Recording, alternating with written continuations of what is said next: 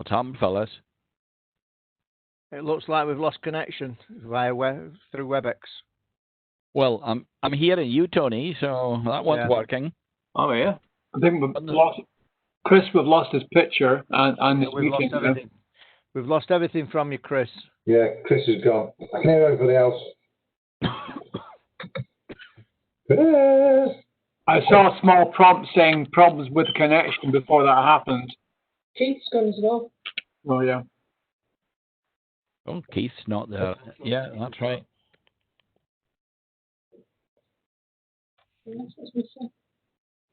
Jamie. Jamie's gone. We've lost you, Jamie. Oh, there's Chris is back. Chris, we've just had problems with WebEx with the internet. We've lost the connection. Are you back? Yeah, Chris. Am I? Can you hear me? Yeah. We've lost the connection with WebEx. WebEx went down with the connection. It's back on again now, but we need the others to log in. Who we missing? We've got Tom, Bob. I want Jamie. Tom. I want Bernard. Bernard's there. Keith around? I can see Keith Bernard. and Jamie. Bernard's there. Keith and Jamie. Jamie. Jamie needs to log on again. There's Keith coming in. Yeah, you okay, Keith?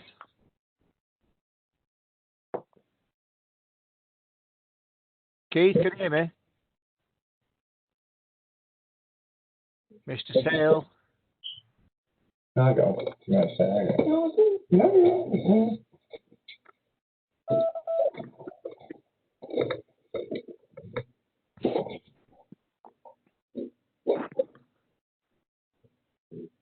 Keith, can you hear? I mean, he's coming through, isn't he? Sort of. Sort of.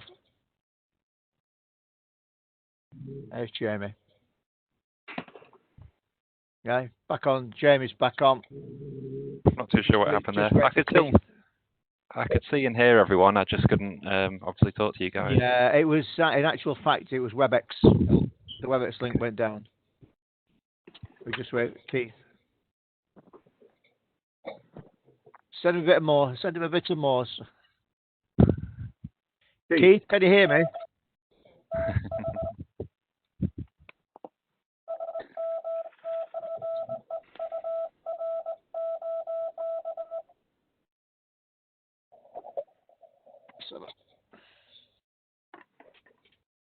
Who's back? Right. Let's try on something else now. Hey, Keith, can you hear me? Yeah, can you hear me? Yeah, I can hear you. Can't see you. There he is. Yeah, I've got you now. Right. Okay, Chris. I don't know what happened there. Yeah, it was WebEx link. WebEx problem. Okay. Can everybody hear me? Yes. Yeah. Okay. Where were we? Okay. So I've done this little practical, little practical bit of fun, shall we say, with this straight up and down key.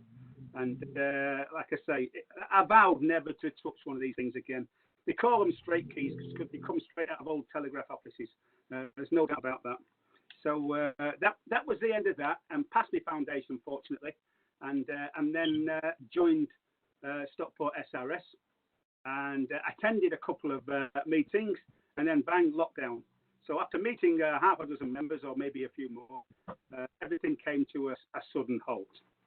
So after a few weeks of joining in as many nets as possible online, and collecting Sapphire points along the way, I heard about Tom and Ben's net, their Morse net, and wanted to join in. So bought myself a key from Czechoslovakia, which is this thing. Nice magnetic key, still works very, very well. And emailed Bernard about how to get on to 80 meters. He sent me a nice email saying, use this long wire, connect it up, pick one wire across your garden and a counterpoise to match. All I had was a lot of speaker wire from my hi-fi system. So out the window it goes, right across the garden, 70 feet long, as high up as I can make it, and one along the ground as a counterpoise. You can imagine how the XYL treated these two big bits of wire in the garden. Never mind the local wildlife. Anyway, it worked for a week or so, and before the SWR went through the roof. So I texted Bird and said, look, I'll have to pull out. There's nothing I can do. I'm just going to wait until I can get myself an antenna. So did a bit of research and got myself that Sandpiper mini dipole, which lives in this loft up next to me. It's just behind this little curtain, and it's about 2 meters high and about 3 meters wide. And it works a treat for me. I know David's not had as much success, but for me, it's been fantastic. All the time, when I was on M7 and just on 10 watts, it worked faultlessly and still does now. So I was ready to restart. Sent Bernard an email saying, I'm going to join in again. Please call on me tomorrow. And as the QSO started, hey presto, gives me my call sign, and we're off again. Now, bear in mind, all I could do at this time was my call sign, hello, and goodbye. So the conversations weren't very long, to say the least. But over a period of time, you do pick up and you do get better, there's no doubt about it. Even if it's just one word a week, you do increase and you do get more competent. And now, 140 odd more sessions later, I'm still the same. So there you go. I've got a little bit better, there's no doubt about it. So, history is over. For those that don't know, you don't know what a twin paddle key is, I hope you can all see this here. Its advantage over a straight key is it's got two paddles. It doesn't go up and down, it just goes side to side. The right key is, we're going to call them dots and dashes. No dits and dars here, we're just going the old-fashioned way of dots and dashes. So the right paddle is dashes, and the left key is dots. You press it once, you get one. Press it twice, or hold it, you get two. If you keep hold of it, it's continuous, and we'll carry on until you let go of it. But you can also hold on to it and interject with the other side of the key. So if you want two dashes and a dot, you can just touch the other side. If you want two dashes, a dot and a dash, it wants on the other side while you're still holding on to the other side. So it's much more intuitive than a straight key. And the good thing about it is you set your speed you want to go on your radio. Your radio does all your work. It works out the spacing and it works out the timing of each dot and each dash. All you've got to do is work out the timing of the letters. All this key is a couple of switches. The radio is doing all the work for you. No matter how fancy a key it is, it's your radio that does all the work for you. So that's the advantage of a straight key. And the other main advantage of a straight key is how simple it is to use with a simple phrase. I've got one here, something I made earlier. Now, we've all heard of a QSO. It's something we use every day in any mode of contact, and more so on Morse. So QSO is a Q code for a contact you've made, using whatever mode you're happy with. But we're going to use it for Morse. So here, hope you can all see that QSO, dash, dash, dot, dash is the Q. 3 dots is an S, as you know from SOS, and 3 dashes is an O, which you also know from SOS. So very, very simple.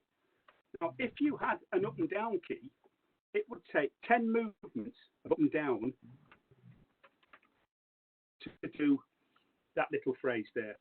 1, 2, 3, 4, 5, 6, 7, 8, 9, 10. You've got to go up and down 10 times to make QSO with an up and down key. Also, you've got to work out the right length of the contact and the spacing in between each dot and dash with a straight up and down key. With a twin paddle key or any modern key, the radio does most of this work for you. And this is how it's so easy for beginners to start learning. The radio will work out the spacing here. You just work out the spacing between the letters. So let's have a look at QSO. You've got dash, dash, dot, dash. instead of that being 10 up and downs, I can do it in 4 touches of this key. So it's exactly the same thing with a twin paddle. So instead of going 10 times up and down, we're just touching this keyboard. And that's the main advantage of having a twin paddle key over a straight up and down. I don't know how the early radio operators coped doing 25, 30, even more words per minute on a straight key. It must have been frightening. So for me, this is what's made my Morse journey so much easier, is having a twin paddle key, which makes things like learning all the cue codes and even learning the alphabet so much easier. All you've got to worry about is this space in between the two, and we'll come on to that in a minute when we come to timing. So as long as you can do the alphabet and the numbers, you're ready to join Birdie and Tom's Morse. There's no reason why you can't. Come on, do your call sign, say hello, and then build it on from there. There's no reason at all. And the other thing that helped me progress, apart from this, is an app I got. I found an app on the Apple App Store called Morse IT. It's an app developed by ICOM. It's about a $5. Money well spent. It's a great training program. Will teach you all aspects of learning Morse at all different speeds, and is also a decoder. So if even in your formative times when you're starting Morse, you can't decode any other way, you can put the telephone or your iPhone telephone, your iPhone or your Android phone near the speaker, and it will automatically detect the speed that you're receiving Morse and convert it into words. So you don't have to worry about what that chap's saying, and you'll know when it's your turn to have a go back. And that's made a big difference, certainly in the early days, whilst learning Morse, and not having a clue what was coming back at me, and that you can just look at your phone and it's done the hard work for you, which is a hurdle overcome. There's no doubt about that. That does make a big difference. So that's the main difference between a twin paddle and a straight Morse key. A straight Morse key will give you nightmares for the rest of your life.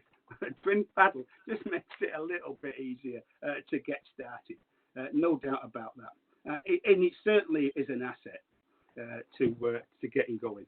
So we're going to now have a quick look at timing. Now I mentioned this. Your radio set, mine set for 20 words per minute. Basically, because if you turn on a radio at 80 meters, 40 meters, or 20, you're not going to hear slow Morse. You're going to hear at least 20 words per minute. So I've left this at 20 words per minute for this basis, so you can. It doesn't sound foreign when if you haven't done Morse before, you turn on the radio and you think, well, it wasn't that fast, or it's much faster than that. So it's a standard basically we're going to be looking at. So timing, dots, dash, dash, dot, dash. Now, 3 dots and 3 dashes to get QSO. Now, that sounds quite simple, and timing is of the utmost importance. A, when you're sending, and B, when you're listening to the person, and hope they've got their timing right as well. So if we go through QSO, now that's quite simple. The computer's done a lot of the radio's done a lot of the work of the spacing. But if you don't get the timing right, now I've still done the same amount of dots and dashes in that order, but I've probably said something completely different. And you could have said, instead of saying thanks for the QSO, you could have said thanks you git. And it's that easy to actually make that sort of mistake, because you could create half the alphabet from these dots and dashes in this order if you don't get it in the right timing frame. You could say something completely different. So that's how timing is so important. And learning the alphabet from the chart and all these abbreviations and alphabet, they're all on the SRS website you can download and study at your leisure. But that's why it is so important to get that right, because now that wasn't QSO, it was something completely different, probably about 8 or 9 letters of something, I was probably calling Keith something in with that, what I was saying that, but he's not picked up on it, so I've got away with it for now. But that's why I consider timing to be one of the main stays of learning Morse, and it's certainly helped me after learning the alphabet, after learning numbers and a few pronouns, and then the abbreviations and a few other bits and pieces.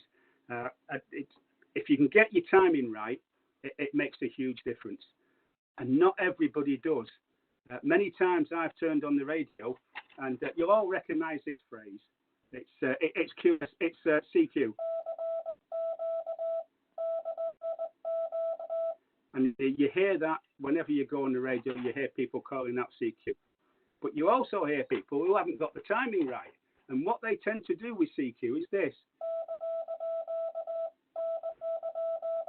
And there's nothing more annoying. So you don't answer them. And they'll be doing that for about half an hour. And they're going, and they just join it together. And it's really frustrating. So those are the people I avoid. And I can imagine if I was keeping like that, they'd be avoiding me as well. So it's another point why I find timing so important when when you're using your key or when you're listening. It makes a big difference. That's all I'm going to say on timing. I'm going to keep everything to a little short paragraph so as not to send you all to sleep. The other thing I want to talk about from my point of view is rhythm. Your wife will know about this, but you probably won't. So now this twin paddle is called, another name is an iambic paddle. Now iambic is Latin for rhythm, hence its name. And if you can pick a rhythm out of most of these 2, 3, and 4 letter abbreviations, and Morse is mainly 2, 3, and 4 letter abbreviations, unless you're listening to Tom and he's talking about his plum trees and pruning and things. But those big words don't occur very often. But if you listen to all these 2 and 3 and 4 letter abbreviations, that's most of what a Morse so is made up of. And so I try and pick out a bit of rhythm in these 2 and 3 and 4 letter words. Because I play a piano, and to me, some of these abbreviations in Q code sound like chords on a piano, which has helped me decode.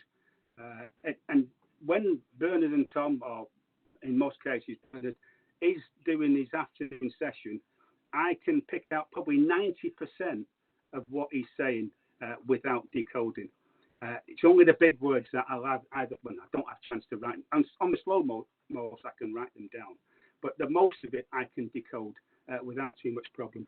And I think that is because I pick out a rhythm. And I'm just going to give you a quick example of that. Now, we're going to use QSO again because we're familiar with that QSO now. And I'm going to use 2 other words. You'll probably use in every Morse conversation. Thanks for QSO. You can spell thanks with T and X or TKS, doesn't matter. For those of you who don't use Morse, we don't say for, we always say for. Because an E is much easier than an O and a lot shorter. So we say thanks for QSO. So I'm just going to key that in and so you can get used to the sound of it. So we're going to go thanks for the QSO. Now you might say, I didn't hear any rhythm in that. And it's quite possible you didn't. But if I just play thanks, but repeatedly, you'll start to hear that there's a bit of rhythm in it. I'm just going to give a little bit more speed just to help you all listen.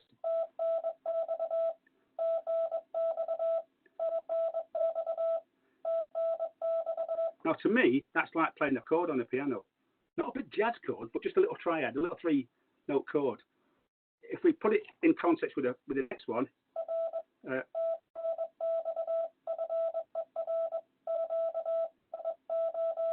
so now, if you just play it like,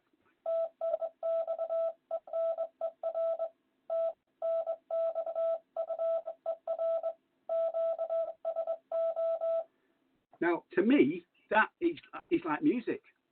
It helps me decode, and I can listen to it and instantly know that I've heard thanks for QSL. And every little bit of writing or of Morse you hear has got a bit of rhythm to it. So I'm just going to try and give you an example. I'm looking around for names. Now, Heather. Now, there's a tricky name. Now, you might say, Heather, there's no rhythm to Heather. I beg your pardon. Don't get me wrong here, Chuck. But to the word Heather, you might say, well, how can you pick a rhythm out of that? But if you played it repeatedly, I'm just going to have a quick practice.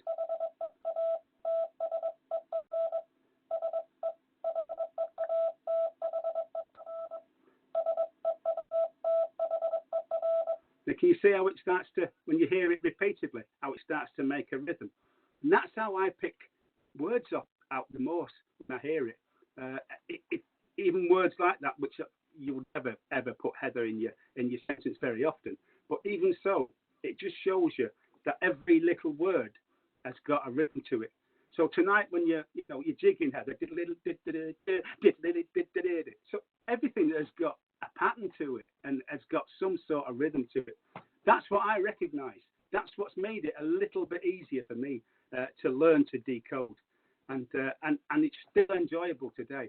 I've got used to exactly the way Bernard does his key, and Tom, and that's made it easier as well because you know what to expect.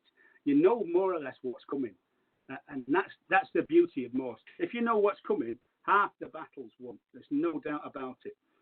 So those little QSO codes and the little abbreviations, it's an old-fashioned saying, are music to my ears, and they do really sound like notes to me on the piano. That's definitely made it easier for me. So on that basis, I'd recommend anybody who's got a Morse key, text, email Bernard and say, include me in one of your QSOs after your session.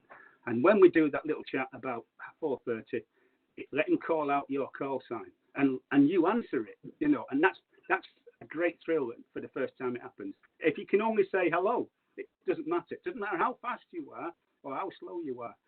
He'll adapt his speed to suit whatever he's hearing. And that's what makes a difference. And that's what makes it easy to learn. These two, Tom and Bernd, they'll adapt and make it easier for you to join the group. Doesn't matter what you can say. I could only say my call sign at first, and then quick 73s and by, you're gone because you're panicking and your fingers get sticky and everything else. And it's the same. We were having conversations with each other and just saying, yeah, nice day, yeah, 73, cheery, bye, and that was it. That's all we could do.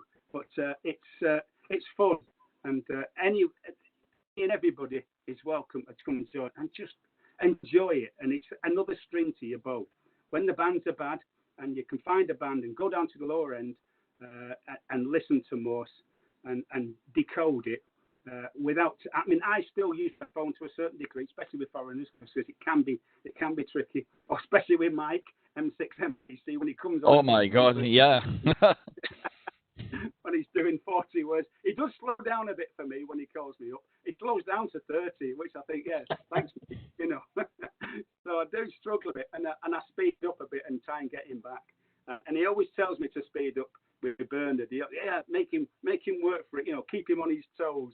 So I've got to about 25 words per minute, and I'm probably at my threshold now. For now, anyway, I'm quite happy at that speed, and I'll probably continue at that speed for a while. So I hope you've learned something. If it's only a mini presentation, and it's only the first one, and hopefully there'll be many more, and we'll get little glimpses of the hobby from different people. Anyone and everybody can do these little things and have a chat and have a laugh with the great members of the club that this club has. So please enjoy it, and if you want to join in, please do, and come along and have a good time. So yeah, thanks for listening, and I look forward to the next presentation, which I think is Heather. Thank you. Thank you very much, everybody. Thank you. John. Excellent, Chris. Excellent. Excellent. Well done. Well done. Yeah, very good. I enjoyed that. Thank you. If you have any questions, anybody else? Okay. Someone's got a book who's hot.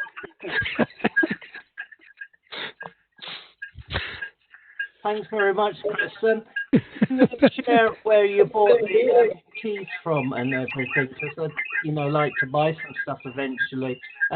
You really helped me in your presentation because I did my RAE 30 years ago, and there was an option to do the 12 words a minute Morse test after it, but it was straight keys back in those days, and it's really reassuring what you said about the paddle key and so on. So it makes me think, it might be worth having a go, because I've been trying to practice decoding and with an app, and I have learned some letters, but I need to spend some more time on it. But it's moving from learning letters to words, really, that transition, and trying to hear it by ear. And I totally agree what you're saying about rhythm and everything. That's critical. So, I would like to join in over the next few months, but I'm nowhere near ready yet. And I need to, as Keith knows, buy that 80 meter sandpiper antenna and try and get onto 80 meters. But yeah, I look forward to it, and that was really helpful, Chris, because you helped to demystify a lot of the things that I've been worried about trying to have a go at. So thank you very much. Appreciate that. Yeah, you're welcome, Rob. And it doesn't matter how good you are, if you just let Bernard know and just keep your call sign, because after a week you'll start to pick up other bits and pieces, and you definitely improve. I panicked like mad when he first called my call sign out, M7CJK, and I sort of scratched my head, and then I was using this Czechoslovakian key, which is a nice piece of kit, solid brass, magnetic key, no springs or anything, and I think I slipped off it 3 or 4 times, and it fell over, and then I learned how to keep it in position, and from now I'm halfway along my Morse journey, shall we say. I don't think you ever stop learning, but it's... Right, Chris, I'm going to put you off Morse forever now. I'm going to take you back to February. Oh, no. Oh, my God. The beast. That's one of the beasts that you used. Looks like the Titanic. Because the claw... Probably what caused it to sink. Yeah, that's the same type as what we have at the club, the High Mount for the foundation. Yeah. Mm. It's still if anyone wants to have a go with it. Just a message for Robert. Robert, come and join us tomorrow at 4 o'clock, and just have a listen to what goes on. We start with a 20-minute session at 5 words a minute. The logic in that is you should be able to write the dots and dashes down, much is the same as was done in the foundation course. Put a stroke at the end of each letter, and then decode it afterwards. And gradually, as you go through the effort of decoding it that way, you start to pick up the individual letters until you've got the full vocabulary, all 26. But you can also have a go at sending. Start off with your call sign. Just send it, and we'll just send QSL or Dick Dardy or that we've got it okay, and cross it, Bill. But the main thing is do something. Yeah. Do 10 minutes a day if you can. Yeah, 10 minutes a day, and you'll progress with that. But join in. You'll be most welcome. I need to put up an antenna for 80 meters, Bernard, because I've only got a multiband vertical, and it's not really very good on 80. So I'm thinking of getting that sandpiper one that people are using for 80 and setting it for the Morse end of the band. But and also I'd need to get a key, so it'll be a little while yet. But I am planning to join in. Certainly, thank you. Yeah, that's great. Robert. David? Yeah, can I echo that as well, Robert? Because for me, it's the daily practice is really super, and the live QSO, whatever speed you want, however little or much you want, and Bernard will do it. That for me has been the best part, Yeah. And and it's fun that way. But it was really good what Chris said about, having the confidence to just get started, really. That's where I am at. And that's where I was a year ago at SSB, not having operated for 30 years, And it's very encouraging what you're all saying about, shortcuts that there are now available to get into Morse. Because, like I say, back in the day, it was just a straight key and that was it, like sink or die. But now it seems to be a lot more options to help you out. So, yeah, I'm certainly very encouraged with what Chris has done, and thank you all. Appreciate it. Robert, how much space have you got in your backyard? Well, my garden's not very big. It's well, they call them postage stamp, but it's about well, say 8 meters by about 9 or 10. You know, there's no room for long wires. One of those vertical, the sandpiper verticals. One of those would probably suit me. Put it on the end of the shed. Right. Get a G5RV in that, Tom. Oh, yeah. Well, I'll tell you what. Actually, you could probably put a half-size G5RV in that if you put loading coils on the end of it. Right. We actually did have a project going at the club, in fact, until we got closed down, where we made these loading coils. And in actual fact, I've got a couple of them here, and I think there's one or two other guys made them, in fact, in the course of our evenings, in fact, at the club. I don't know if anybody's actually using them, but I think they will work all right. I have a half-size GF5RV. It measures 53 feet from end to end if you stretch it out vertically. But if you put it in a V shape, it should come into about, I would say, probably around 30 or 40 feet if you shape it like a V. Yeah. And so your footprint of the mast the footprint of the aerial wouldn't be that big, you know, but you would need something in the middle of the space, like a glass fiber pole or something to hold the center up. You see what I mean? Yeah, I mean, I might just get a pole and put it up temporarily, because my neighbour, I'm very wary of giving him anything to complain about, and if I start putting wires across the garden, he'll find something to complain about, and, you know, I've just had enough of all that. So I've got to try and be... What you need to do, Bob, is put a Union Jack on the top of it. If you do that, in fact, I think it's certainly the case in the States, if you put the national flag on it, yeah, nobody can tell you to take it down because you're allowed to show the flag.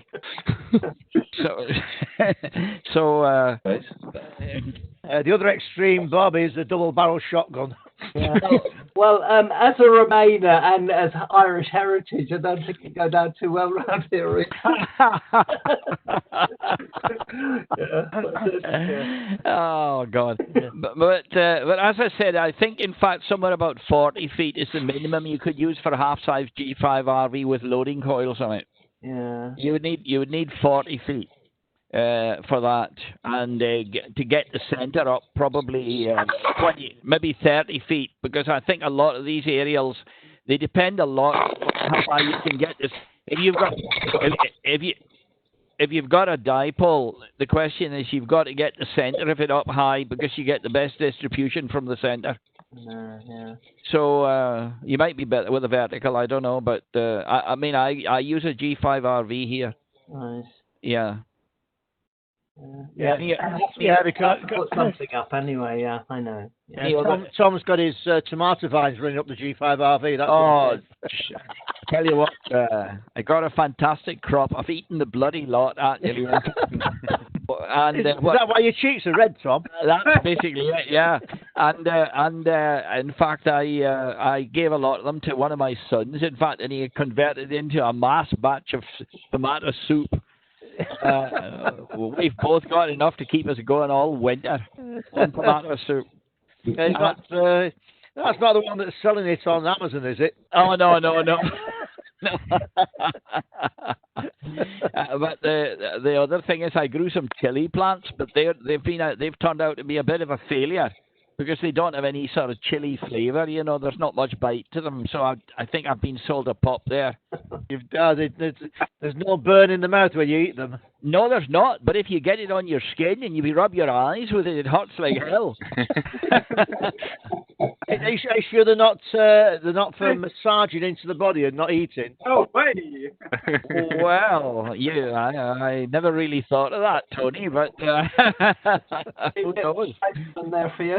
Might be medicinal ones as opposed to edible ones. Well, now there's a chemical in peppers and chilies, and I think it's called capsaicin, in fact, which is used for certain sicknesses. In fact, it's a pharmaceutical, and it causes a sort of anesthetic effect on the skin. If you rub it on, as well as burning like hell, it also you lose the feeling actually in the particular part of the body that you rub it on for a length of time after you've rubbed it on.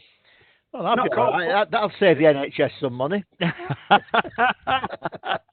most of these that have got these anti-smoking implants, if you just rub it on. It's that idea, yeah, that idea, yeah. Yes, David, did you want to say something? Yeah, it's a quick point, Dave. One of the afternoon when I joined the net early on, I learned early on to try and keep my focus on decoding and not to pause, because that was lethal. So I kept moving on and trying to decode. I can recall hearing one of Tom's examples. I wrote down without thinking what it was, looked down and it said chili peppers. I thought, what does this mean? But I was right, so I was pleased. There was more than 3 characters in that as well, actually. So you did really well, Dave, to be able to decode that. Lots of big words. Yeah, the easy ones to decode with Tom. It's time to go and have a brew and get me tea on. Coffee. Yeah, coffee time. Yeah. Coffee time.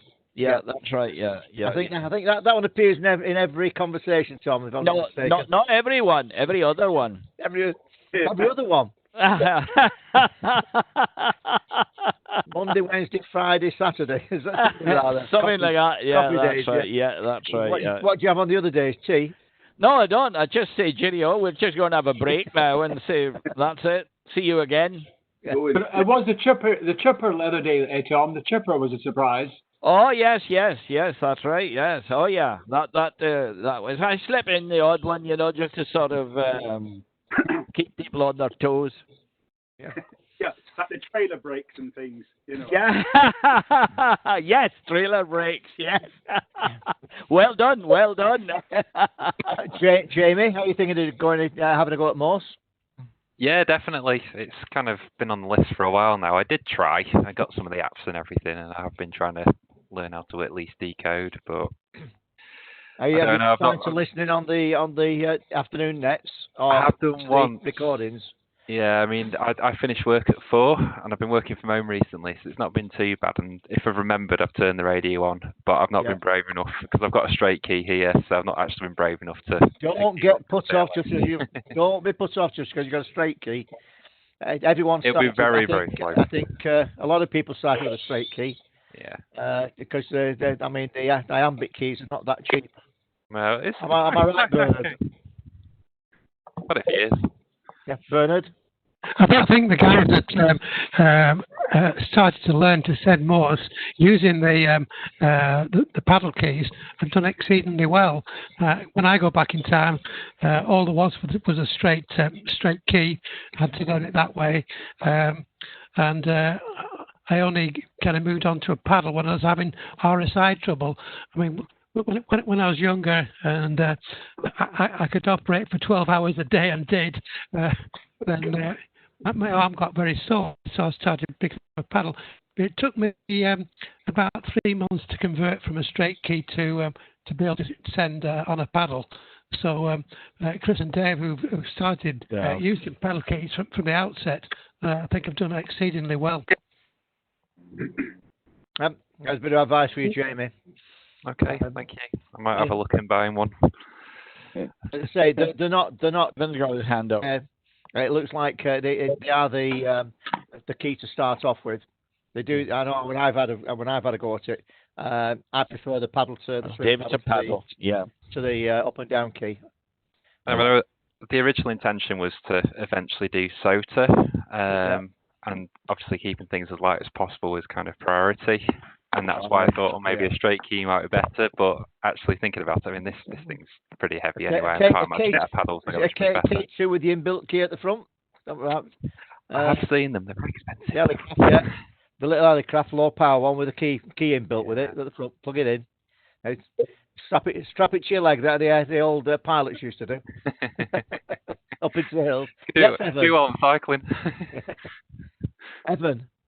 Yeah, I was going to say, look, I think if you're comfortable with computers, is actually use an encoder. Certainly, if you've used sort of PSK or something like that before, you can just type out the Morse, and do some QSOs, get comfortable with the actual QSO structure, and then use a key. I mean, they've got freeware like CQ, or is it CW Get? I think, Tom, you use MPR40, don't you? I can. That's a good stuff. For the competition work where people are sending very fast. You can't beat MP40. One of the MPR40 is not cheap. It's but not the cheap. problem is you have to pay 40 quid for it. I paid the German guy 40 quid for the thing, and I've only ever paid him for it once. It's good, and the decoder on it's very good. I mean, it's absolutely brilliant. Actually, that's the best way to speak about it. In fact, it's basically it'll decode right down to when you're almost in the noise level. Yeah, it's that good. Yeah. Sorry, what's that? I didn't catch it. What is that? It's a decoder. It's a Morse decoder. It'll go very fast as well. I mean, I can't go anything. I can't pick up more than in the mid-teens, actually. In fact, if I get above that, I lose half the stuff. So when the mic comes on, I have to resort to MP40 almost exclusively, actually, and I can quite often read quite a bit of what he sends. But I couldn't read it at that speed. My brain, remember I'm 76, my brain doesn't work that fast. It's still actually written in Windows, 486 or something or another, you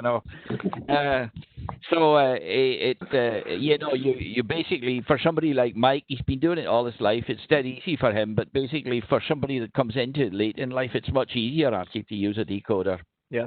Robert, it's Mike Romeo Papa 40. Yeah. It's written by a German. Yeah, we did have it on the club computers until it crashed, and we didn't have the serial number to put it back in again. That's important. It's certainly worth getting. It's certainly worth looking into. I mean, there are cheaper ones, but I think MPR40 and CW Skimmer. I mean, we use CW Skimmer up at the farm just to pull out the call signs of CQ calling stations. But that decoder is probably as good or better than the best human decoders in my experience. I mean, I haven't used it for a while, but I had a version of it on my other PC, and I listened for it for what it was picking up, and it was I could barely hear it, but it was decoding it still. Exactly. Yeah. And MPR40, it's the same thing. That's right. I think you get sort of I think they've sort of built in artificial intelligence type stuff, and they use statistics to sort of guess on what sort of letters are going to be used and all this sort of stuff. A bit like what they did at Bletchley Park in a way. And so you get some of the dumber ones. I mean, you get the cheap MFJ standalone things. I think they're pretty basic. But the good thing about a bad decoder is that if you want to practice Morse, it will be unforgiving. If you're sending badly, we'll just not decode it, and that's right. It won't be any guesswork, and it won't be trying to help you along. That's right. Could I just mention one thing, just to come back about the spacing stuff? I think with the iambic keys, or the fully automatic keys, it could be a single paddle as well.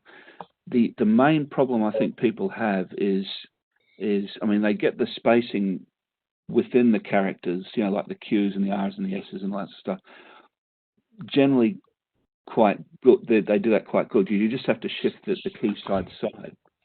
The problem is when there's spacing, particularly between the words, what happens, I think people are just so keen to get their traffic out, they sort of forget the spacing, and particularly with the iambic key, it's just so easy to switch to the next character. That's right. Or the next word. And a lot of iambic sending, I've seen the dots and the dashes are perfect, but the spacing is absolutely dreadful. Terrible. That's right. Yeah. And can't hear what they're saying. Well, and I'd imagine 90% of Morse is that the spacing is not good enough. The spacing. Evan, you mean zero spacing?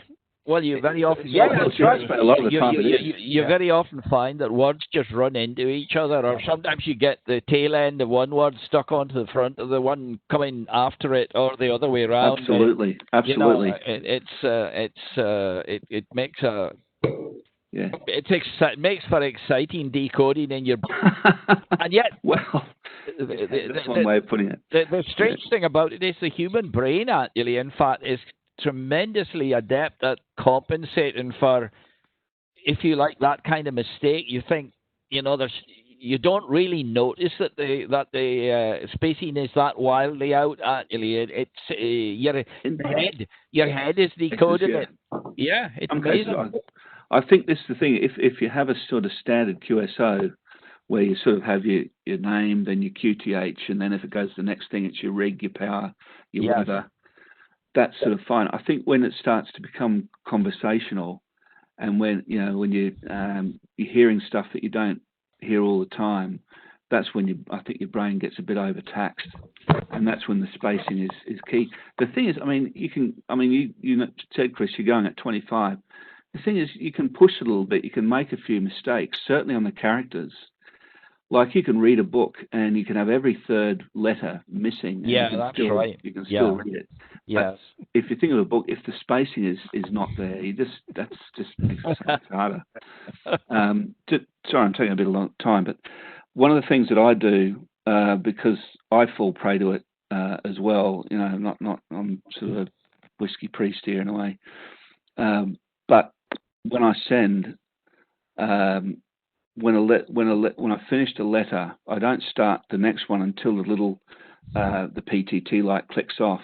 Right. There's a bit of a delay with the semi-break-in keying, and that is one sort of way of keeping you to spacing not perfect but still reasonable. Depends how fast you're going, of course, and what your delay circuit is. Exactly, that's right. But that's quite a good cue. You're using that as a cue, actually. In fact, for inter-word spaces. Yeah. It's good. It's too easy. Really, I mean, it's that was in the war with the bomber crews. It was creepback, wasn't it? They released their bombs too early. Yeah. And just being in a rush to get out of there. I think the same's here. You don't want to tie people up with you sending traffic, and you think you're wasting people's time by having this spacing here. You're really doing them a favour. Yeah. Yeah. Timing is everything, isn't it? There's no doubt about it. It's strange, Chris, you should say that, because during Mike Carter, the one that sometimes joins us, when Mike was running the class some years ago, we had a lad, in fact, who was picking up Morse at the time. He was a G0, which meant he must have actually learned it a long time before. But he joined in Mike's class anyway, and he used to sit with us. And for some reason, actually, I remember, in fact, he was actually sending one time, and I noticed when he was sending, he was tapping his foot. And I said to him, "You're a musician?" And he said, "Yeah, I play the accordion." And I suddenly realized that's exactly right. He was an accordion player, because that's what they do. They tap their feet to keep the time. All musicians do, yeah. Yeah, that's right. Yes, I suppose it's difficult with a piano, actually, because if you tap it, you're pressing the accelerator on. But your left foot, you tap with your left foot on a piano.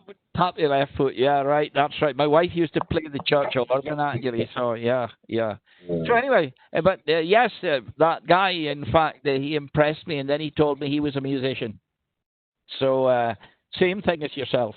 Yeah. It does help.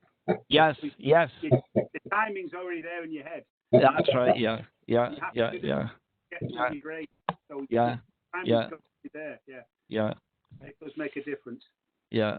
Keith, how are you doing with your Morse? I know you've had problems with reception, haven't you? Yeah, it's taken a bit of a back seat at the moment, I'm afraid. I'm not lost interest in it. I will pick it up again, but I've got other things on my plate at the moment. So, and the fact I can't hear anybody to get on the net. Keith, I was going to ask you a question. In fact, I was going to ask you, but can you actually hear can you actually get on your computer the Jodrell Bank SDR? Yep, but unfortunately, the speaker on my computer won't allow me to decode it on the phone. Does Hack Green actually does that go low enough for the SDR, for the Morse? Unfortunately, Evan, Hack Green doesn't do 80 meters down to 3.5. The one that does it's the Jodrell Bank one. I've tried the Jodrell Bank, but it doesn't come through very well on my computer at all. Really? Yeah. Right. Okay. It's the same way. I said the other night, I've been scratching my head for weeks about this problem with 80 meters. Right. And I was thinking it was an antenna problem. Right. At first. So I went back up in the loft. Right. And I tried reorientating it. I moved it around a bit. I've tried everything. Right. And it's still around that time. It's around tea time that I struggle. Okay. Right. But later on in the evening, I've made QSLs on that antenna into Europe. Right. Okay. You're getting a low angle radiation. Right. Be the antenna. Right. I'm going to. Bernard will probably disagree with me on this, but I'm going to put something. No fighting, chaps. No fighting. No, I've actually already mentioned this to Bernard because he knows it. Now I know that Bernard and our sets are accurate to within a few cycles because basically we've both got 3564 on the dial, and when we actually send to each other, it comes through dead loud. Your S meter is going as far over as it's going to go. Right. So basically, if you actually go on to Jodrell Bank now, I noticed I can get Bernard and the rest of you actually, not all the time, but in fact I can certainly get Bernard quite loudly on Jodrell Bank. And what I notice is actually that the tone that Jodrell Bank produces is not what I would call the natural Morse tone that Bernard's set is sending. And I think this is because, in fact, there's a frequency the actual way the SDR is set up. You know how our sets work? They actually have they basically are to hear the thing at 600 cycles. You've got to be tuned traditionally on the upper side of the thing by 600 cycles above the 3564. Otherwise, you won't hear it. If you're actually dead on 3564, you'll hear nothing. Because the two CW signals, all you're getting is the two signals together, and they mesh out. So you've got to move it. It's got to be moved slightly. So what I did on my set was I actually moved the Jodrell Bank thing by changing that number slightly higher or lower. And in actual fact, I was able to, on the little S meter that's on the Jodrell Bank thing, to make it go up a little more. When I was listening to Bernard, it rose from about S2 to about S4, S3, S4. S5, and anybody else that runs Jodrell Bank, when we're actually doing the class, would they like to try repeating my experiment? Go on the upper side band side and actually just put it up a bit and see if it should lower the tone slightly when you do it. When you David, I saw you putting your fingers up there. If you put it up, you should actually reduce the frequencies. You're listen for a frequency about 800 cycles. Is that what the BFOs set on Jodrell Bank?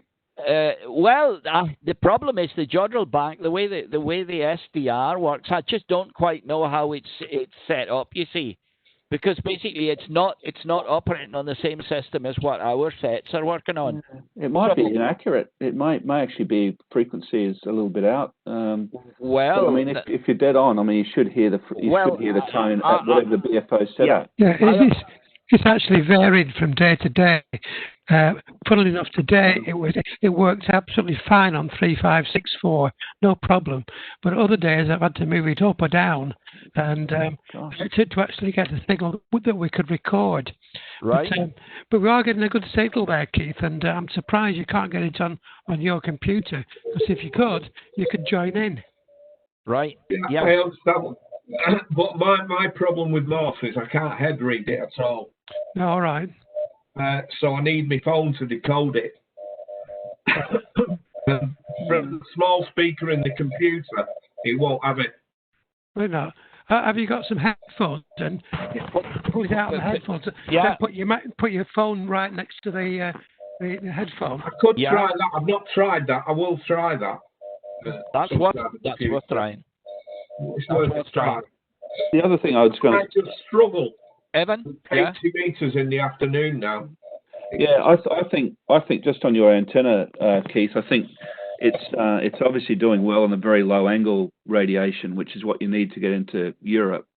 But with Tom and Bernard, I think you're going to need the skywave where it comes up and goes down, unless you've got a clear path, which you probably don't. When we first started in March, up until about July, I could hear everybody Absolutely no problem. That's interesting. And Tom used to transmit on 100 watts. I did. I started transmitting on 100, and then I graduated to 200 actually. In fact, because not enough people were hearing me. Well, I could hear you perfectly when you were on 100 or 95 or 98. That's right. Yes, I used to send actually at different powers, or just to. And I had no problem.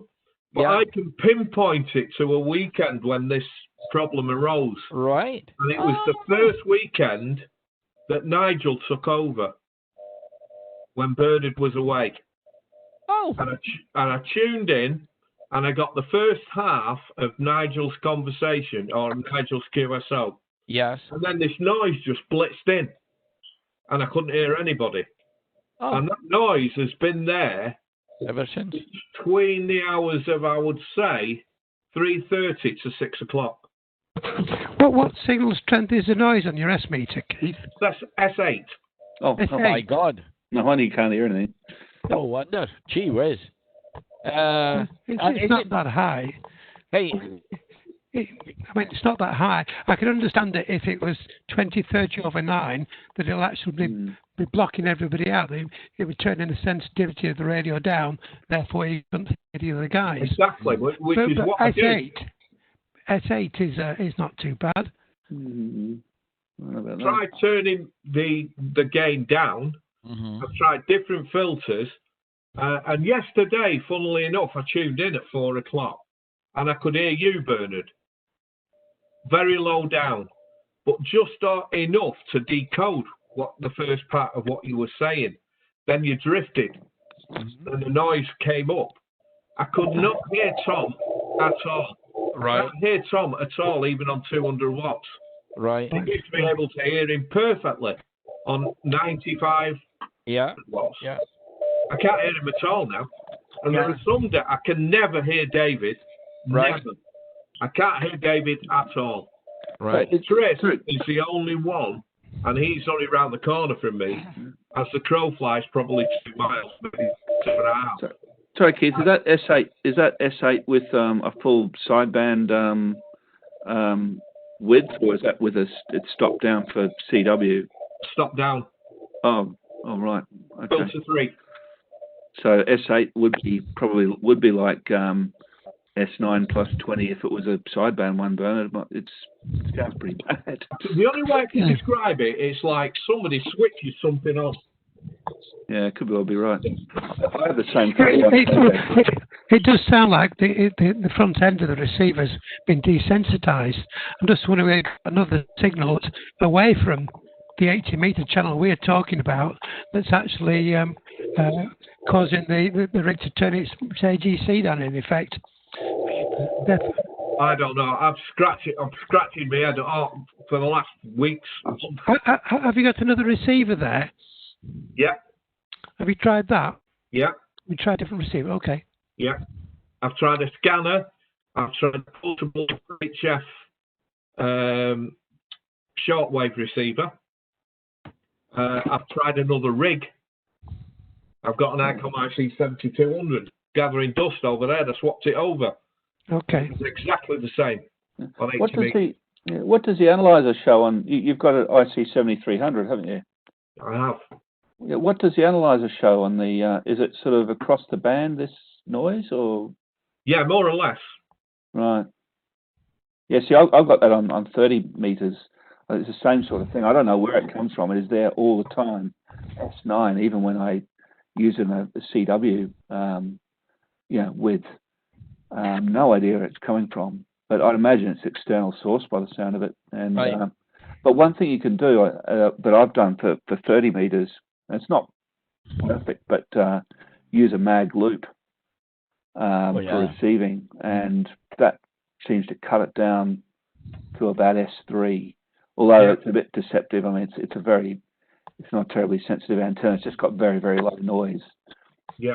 But you can start hearing things with it. So I don't know. Might want to try that and use it sort of switch between your transmit and receive. I've got a little MFJ box that does that. Yeah. So I don't know. Yeah, I'm running out of things to try. Really, I can time it more or less to the minute when it comes on and when it goes off. I tell you what. You haven't got anything in the house, have you, that comes on intermittently? In fact, I was thinking, because I had an interesting experience here. I was getting a lot of noise on 40 meters, and it was really killing quite a bit of what I was receiving on 40. And in actual fact, after a few days, one of my fluorescent lamps that I've got over the top of the place where I've got the set started to flicker. And then the lamp went out. And the noise went away. Oh, straight. So it was obviously, in fact, one of those, the gas inside it was a mercury discharge tube. They don't sell them anymore, I think, Archie. They're now LEDs. Tony, am I right in saying that they've taken them off the market because they're considered to be hazardous to the environment, these ones that were mercury filled? Yeah, they're all road lights now. All councils are changing over to LEDs. LEDs, yeah. Because the one I got to replace the fluorescent lamp was an LED, and it seems to be a lot quieter. I can't hear it at all. Yeah, the only thing is, Tom, the early LED lamps were very noisy. They were. They used to cause loads of problems with interference. The new ones are not too bad. Yeah. This was just an effect I noticed, actually, with this fluorescent tube, that literally, as soon as it failed, it started to flicker at the ends. You know, you get that burnt bit on the ends of them, and it was getting black, and then it began to flicker a bit, and then it just went off. Yeah. And as soon as it went off, basically, I changed the thing then for an LED one, and all the problem went. So you've got to take the all the gubbins out for an LED as well. Yeah, you do. You've got to change the blasted starter. Actually, I thought I'd get away with the old starter. You've got to take the ballast out. You've got to take the starter out, and put a DC transformer in there to drive it. Yeah, well, I didn't actually have to replace the whole unit in my case. I just replaced the starter. That was all. And the new starter actually came with the lamp. So when I bought the lamp, the starter was actually taped to the end of it. And the guy said to me, "You need to change the starter when you do that." And I said, "Oh yeah, right." Yeah. Basically, what the starter is basically a little transformer to drop the voltage down, because all the LEDs are roughly around about they're less than about 3 volts they are. Right. Yeah. Anyway, that's what I've got in there now. It's an LED type. This is Norbert, by the way. This is Norbert. Norbert. Okay, Norbert. Yeah, I thought for a minute Barney had suddenly changed into something that looked like a cat. He didn't look like a cat the other night. No, this is Norbert. This is Barney's nemesis. All right. That's what the LED tube, Tom. That's an LED. That's right. The LED tube. That's a strip one. Right. Yes. Oh, hell yeah. Right. Okay. Yeah. And each each section has got a resistor. A resistor. Yeah. Because they're actually 12 volt, and then the resistor drops it down to 3. Yeah.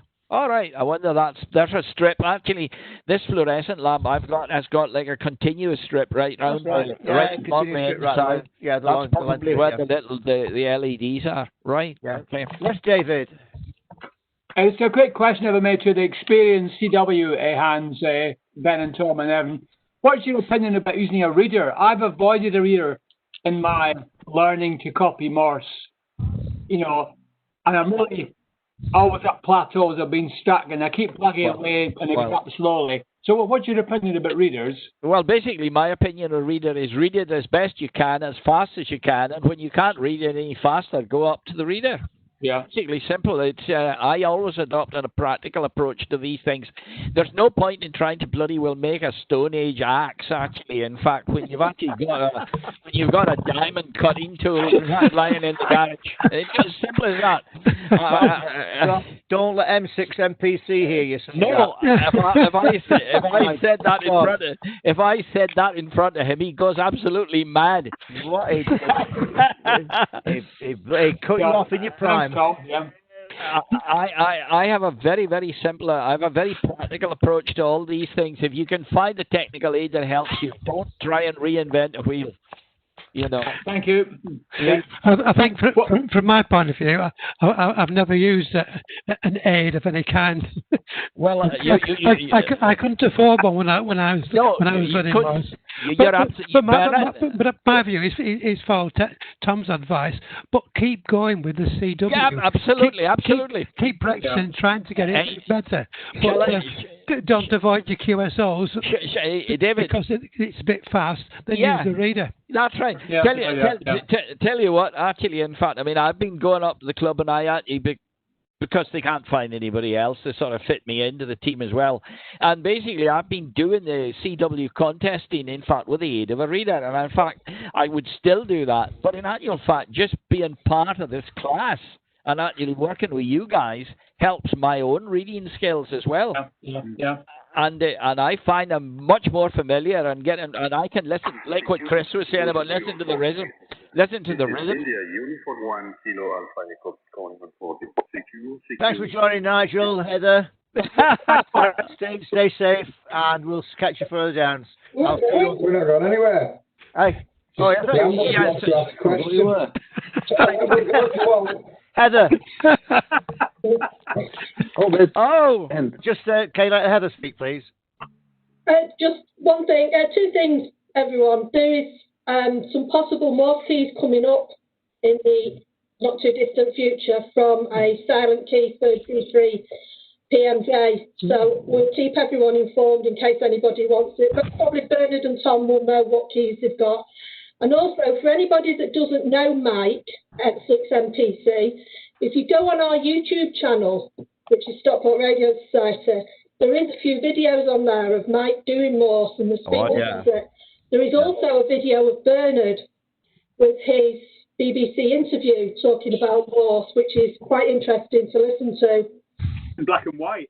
That was when he was a young lad. Thank you very much. My God, that goes back. That was when he had hair. Hey, that goes back a long way because Jim Barlow was around that day. That's right. And I can't remember the name of the girl that did that interview actually, but she went on to be quite. Did she go down to London eventually? That woman that was in. She's on every morning on BBC. Right. A BBC anchor. Yeah. Right. Was it Louis? BBC anchor with the news. Yeah. Something Morris. Yeah, that's right. Eleanor. Yeah. Was it Eleanor Morris? Eleanor. Yeah. That's right. Yeah. That's right. Yes, by gum, that goes back a bit. Yeah. That was Benjifold. That was when we were at Benjifold. Benjifold. Yeah. That's right. Yeah. Anyway, I always say, in fact, basically, as you said, the more you practice, the more you do it, the more you get, the better you get at it. In fact, and that's what I find. Actually, we're doing the classes as well. In fact, and basically just helping in and stuff like that, and it does me good too. So I appreciate them too, and it's I always say, Tom, we said this all the way through, even with the new starters for the FLC people. Yeah. Don't knock any part of the hobby until you've tried it. Exactly. Morse, FT8 or whatever. That's right. Yeah. All right. A lot of people will knock the digital side of it. Yeah. If it's part of the hobby, and you want to do it, and then do it and enjoy it. Mm-hmm. Yeah. Don't. Yeah. I mean, I try. I've had to go to quite a lot of things within the hobby. I haven't found my niche yet. I'm still at it. One of these days, I'll get time to turn my new radio on, but it's on, but I don't get a chance to listen to it with all the stuff that's been going on within the family at present. But it's one of those things.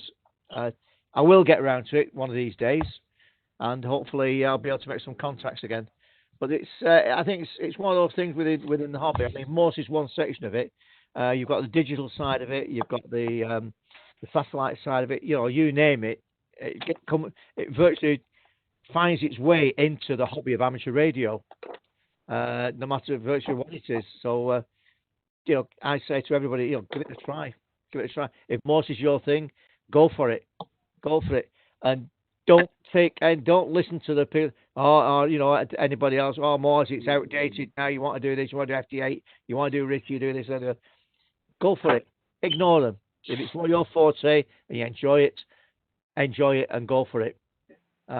Nobody in the club will knock it. All right, yeah. We might have a joke and whatever. You say, why don't you use the electronic version? FT8 and FT4 and JT whatever. But it's not the Morse. Put it this way: there are more people doing Morse now than what there were when it was compulsory. Right. Yeah. A lot more. Morse takes a lot of time and a lot of practice and takes a lot of thought. And it's probably the most interesting aspect of the hobby still. It is. While I was invigilating, I'd agree there. While I was invigilating the FLC and the ILC, it was a case of there was a lot of people that wanted to get their license so they could actually start and learn Morse, believe it or not, and that was from the FLC stages. So Morse is alive and kicking and will be for a lot of years to come. You don't need a lot to do Morse. You only need a key and a pixie, a little pixie, and it can transmit and receive it on 7 megs. And a pixie will cost you about £3 from China. So that's it. You can actually do it. Whereas with when you come to the digital side of it, well, you need a computer, your radio, and whatever. But hey ho, that's the name of the game. That's the hobby. Tony, yes, Chris. One that pisses me the most is we're a big club and there's over 100 members, and the Morse class gets such a dismal following, and it's a shame because a lot of effort goes into what these guys put into it every day. Yep. Not enough people come on and have a go, because once you've had a go, you get hooked, and it is great fun. Yeah. All you do is get better. And if I do it for the rest of my life, I'll still be improving all the time. I'll never reach a point where I'm at peak. I'll always get better and better with practice. We don't get enough people coming in. No, I think what it is, Chris, is that a lot of people are frightened of it. Yeah.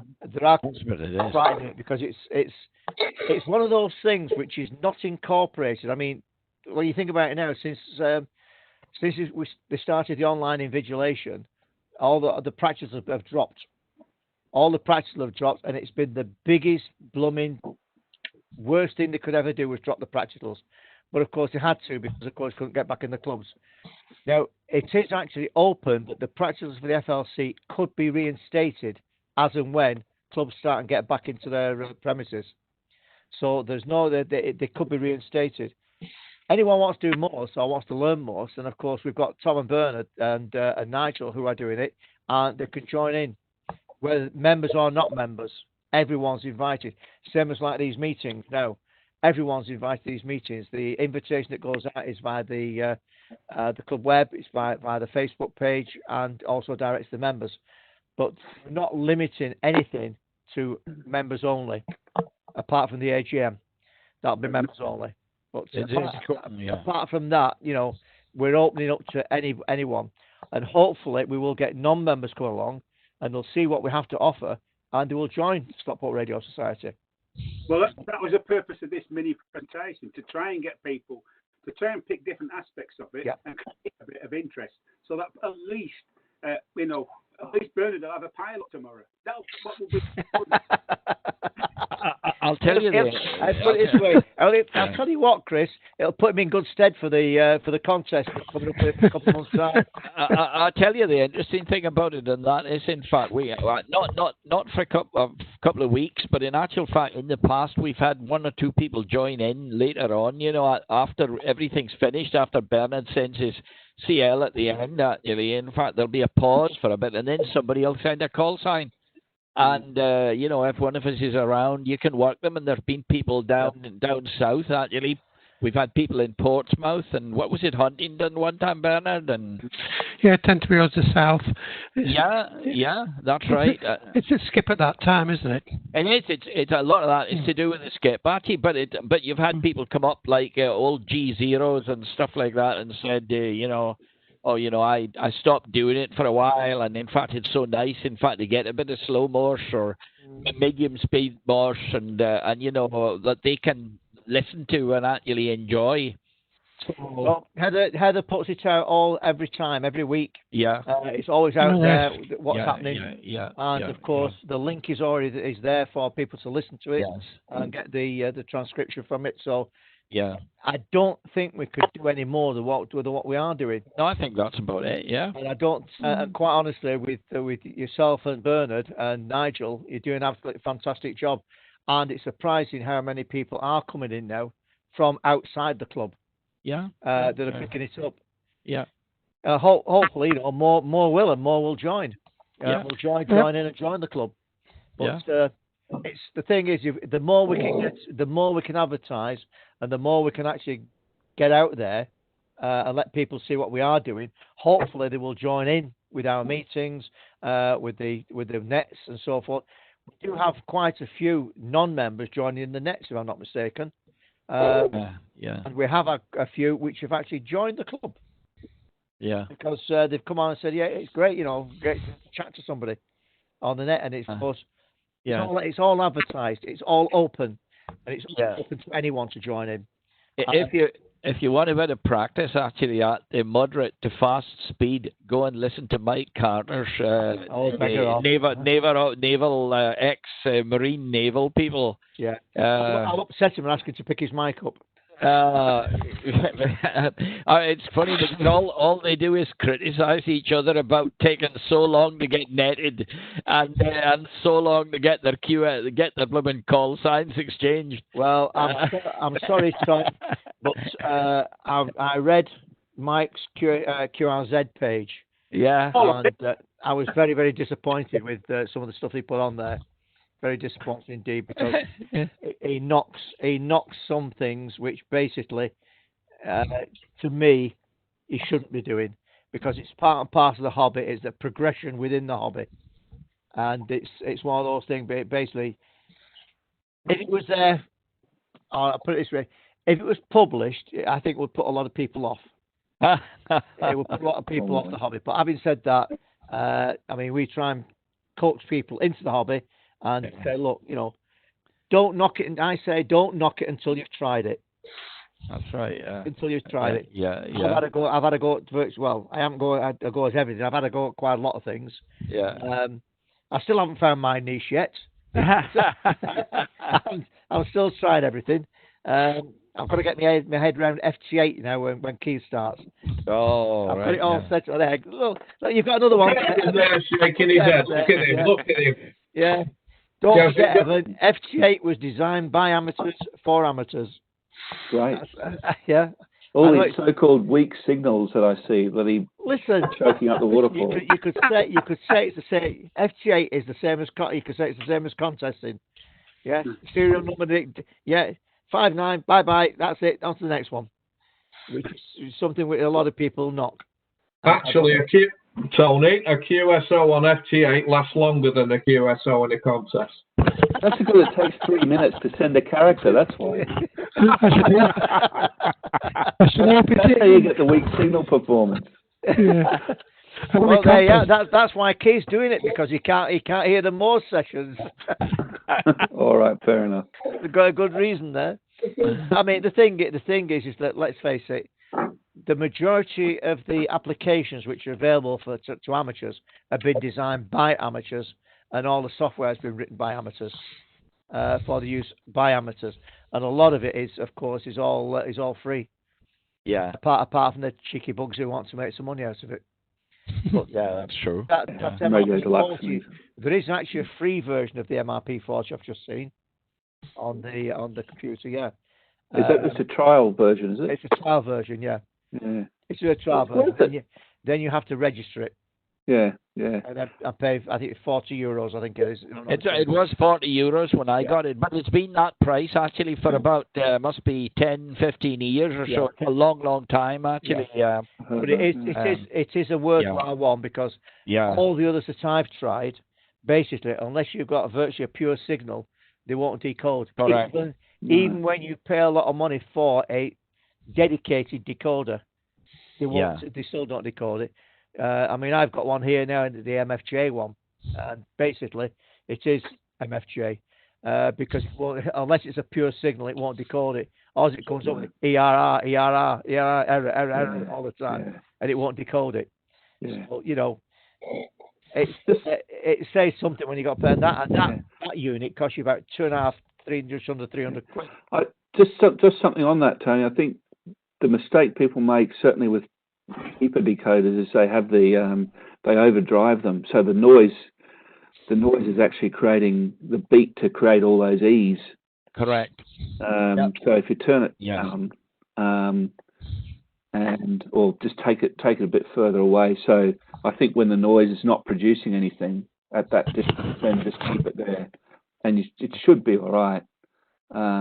But yeah, I mean, the cheaper you get, the more the Morse is going to have to stick to the rhythm that it's picked up at the start. Yeah. And of course, not everyone does that, particularly with bug keys. That just changes all the time.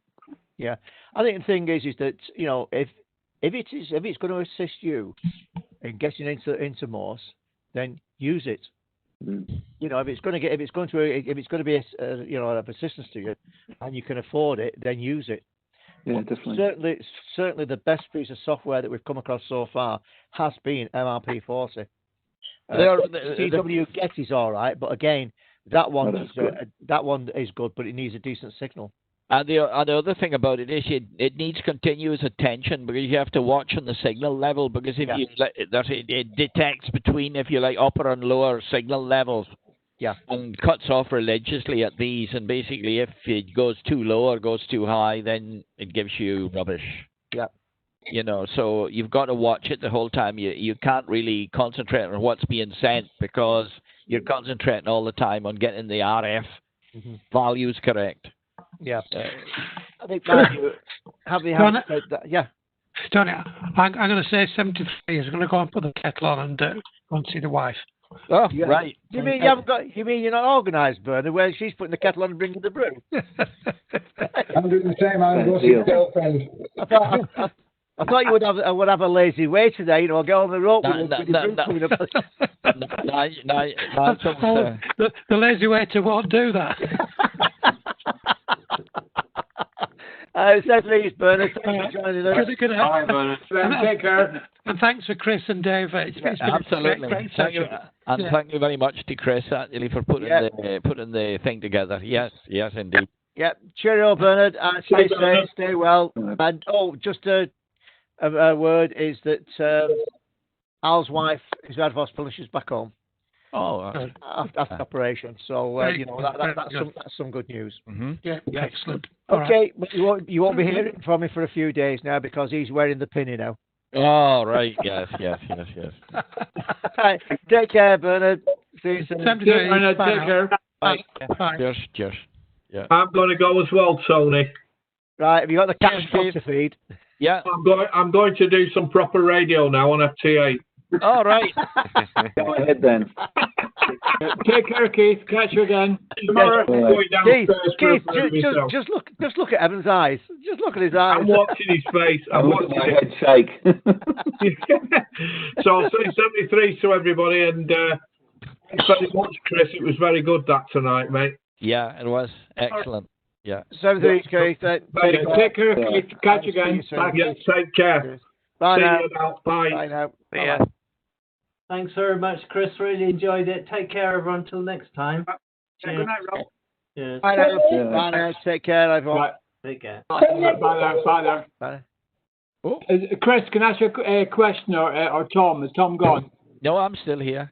Yeah. What's the protocol? Once the net finishes the normal exchanges, what's the protocol for, say, me to call Chris, or Chris to call me, or me to call you, after the normal is over? Once Bernard and I have finished, actually, sometimes Bernard and I have a little exchange right at the end. Yeah, I've heard that, yeah. Yeah, right. Well, just listen to the end of that, and when it'll be either him or me, when we stop at that point, the net is then open to you. You can both talk to each other. In fact, if you're getting good reception that night, just carry on. So once I hear the double E from both sides sort of thing, I can then... Yeah, that's right. In fact, very often, if you happen to hear another station in there and it's calling CQ and it might be calling Bernard's call sign on mine, well, wait to see if we respond to it first, because we might choose to respond to it. I mean, it depends which of us hears it. Yeah. Thank you, Tom. What we can do, David, we can always move up to 3565 or something. Yeah, true. There is. That's Never right. thought of that. Yeah. Yeah, just do a QSY and actually just put in the number and say go to that frequency. Yeah, that's right. Good. QSY 3565. But just watch out you don't land on Mike Carter's frequency, for God's sake. I've never heard Mike. Remember, Mike actually has laid claim to that frequency. He's right in the next channel to it, actually. If you land on his one, we'll never hear the end of it, I can tell you. What channel is he on? Tom, what channel is he on? Mike Carter actually has it's not the same time, but that doesn't mean to say he's not there. It's 3565. It's the radio officers. Radio. No, that's much lower. That's 3538 or something, isn't it? No, it's high. No. They moved. Yeah, that's right. Oh, yeah, just watch out. Yeah. What you just be bloody awkward. They moved next to the guys doing the net. If you're going to, if he wants to show off a bit, to be honest. Well, no, all they do is criticize each other because. All they do. Because the thing is, the high end of the band's supposed to be where the slow coaches are, and I didn't think it had anything to do with them. If you want to upset Mike, key in his 2E0 call sign. Oh yes, that really. Oh, no. You know the other thing that he really hates is just put M question mark. Oh yes, yeah. He's always running that. No one can hear M6. No one can hear M6. That is dead right. Nobody can read a 6. Nobody can read a 6. He says. Yeah. Yeah. Oh God. There's definitely ways to do it. Yeah. It is very, it's strange. So talking about, QSB and the changing conditions. When 2 or 3 years ago, actually, I used to have regular contacts with Mike on 80 meters, and now I can't hardly hear him. It's strange how it seems to, the propagation. I don't know what it is, Evan, whether it's high enough, but I have actually communicated with Mike in the middle of the day on 80 meters and heard him okay, perfectly readable, but he's almost unreadable now. He is, yeah. And even that he still uses this tiny amount of power. He's sitting there with a 2-volt ready and a battery, and he's trying to signal. Tommy still has a candle in his shack. When it gets dark, he likes it. I know. It's quite funny because they get quite a lot of power cuts up there at Tinterus. I tell you, you're at the edge of the universe there. Yeah. The funny thing about it, Mike, was that he, for a long time, Bernard and I were extremely skeptical that in actual fact he could get into all these strange DX calls, and he was actually operating this very low power. And he actually I went up. Have you been up to his house and had a look at his kit? Yes. And his power meter is perfectly all right. I could see nothing wrong with his equipment. Actually, I thought he's got a bloody linear underneath the table, and he's just lying. He's just lying. He's out in the shed outside, Tom. And then he take you up the garden and show you his aerial and stuff, and his long feeder wire that he goes up right up to underneath that where the big pylon is, the national grid. I mean, I sometimes wonder how the heck he gets out there because he's actually got the grid right over his head practically. It's amazing, but he has got quite a big ground plane on that Hustler. Because we laid out when I sold him that. Yeah. We laid out a chicken wire underneath it as a ground. Yes, as a ground plane. He does have it is at ground level. Yeah. Yes, John. He suffers from parasitic radiation as well on the power lines. Oh yes, that's right. You get wet. When they're wet, particularly. I think. Yes, indeed. Yes, that's right. Because them cracking like anything when they're wet. Yeah, well, you don't put 137,000 volts actually into the wires. And 440,000 Tom goes. 440. 440,000, yeah. Yeah, because it's not a lot. It's not a lot, is it? Well, if birds can sit on the wires, why can't we? Well, that's a good question. That. You're all right for cooking a turkey at Christmas if you could just sling it over the top then. Who's this then? Who's that? Somebody doing a bit of heavy breathing. Not me. Yeah. Well, I'll just echo the comments that Chris made before. Anyone new interested in the net, I was terrified on my first visit with a QSL with Bernard. Yeah. Because I knew he would not criticise and encourage me and all that sort of thing. But when they actually called me, it was great to hear my call sign, being called. That's right. And I said I had to respond. Of course. That's well, right. It was a good experience, so like you said, Chris. I just said, more or less, hello in 73, Yeah. But the first one was great. Yes, that's right. Then it got slightly easier, the second one. That's right. Yeah, it's dead true, actually. In fact, just send your call sign. Yeah, absolutely. And basically the other guy will come back then, in fact, and I've achieved I've actually absolutely made a QSO. Yeah, that's right. Yeah, you've made a QSO. Wonderful. With Tom and Bernard, don't be frightened of jumping in. Oh no, that's right. Yeah, don't be frightened of jumping in, even if it's in between, something. Just listen. Yeah. Until you hear the break, and then jump on your call sign.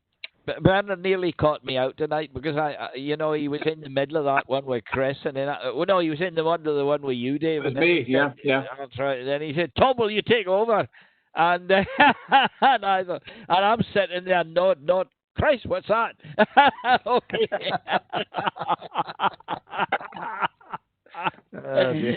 Yeah. Well, I twigged it. I didn't realize you must be in the same location, Tom, because I suddenly heard your call sign mid, bends over. All right. Yeah. But he said yes, but he got called off to the phone or something. I think. Margie came with the phone. Okay. And he just switched it over to me right away, and I just picked it up from that point.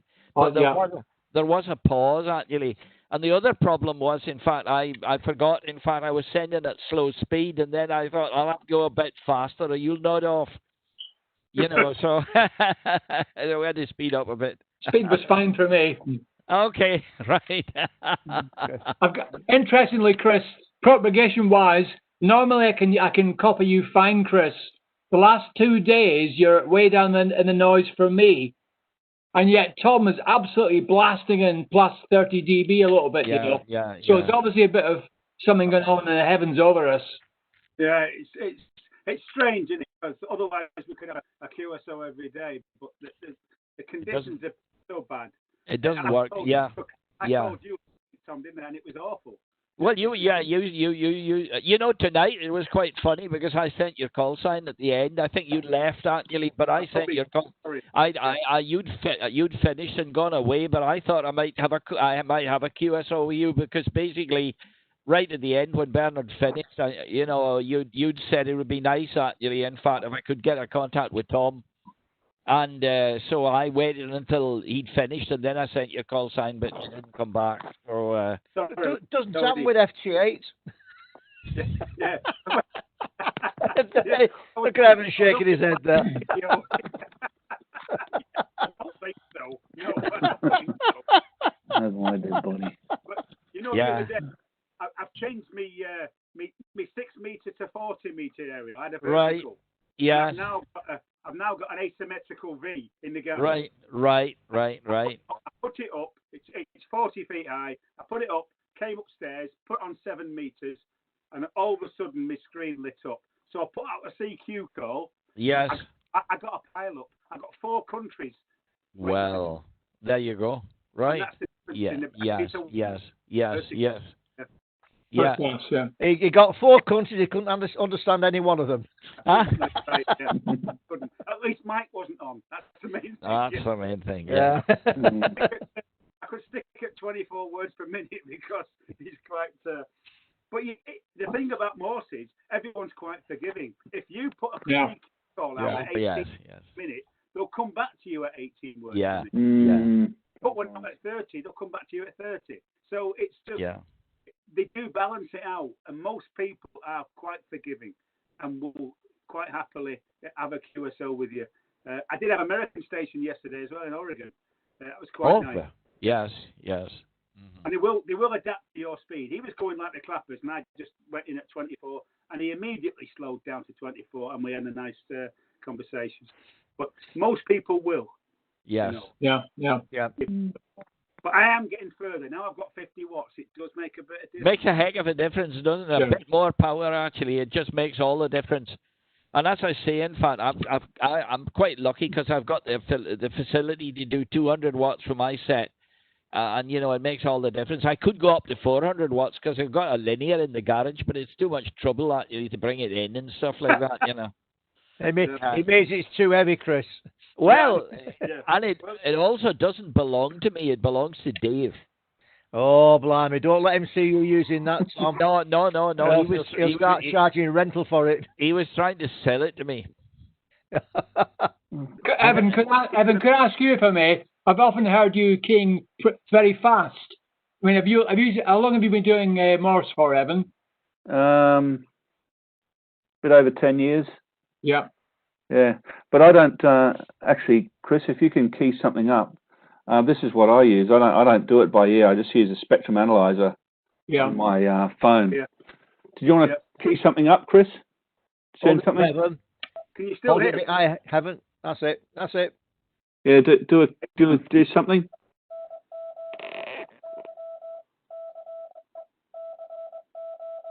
Yeah. Do the dots and dashes. Yeah. Well, is that decoding? Is it? Yeah. Yeah. See the line going converting across horizontally. the signals to light. Yeah, it goes horizontally. So what Evan's doing there is reading it. Actually, he is literally reading it. And funnily enough, if you go back to the term ticker tape. Has anybody ever heard the term ticker tape? Yeah. That is what the original form of Morse code was.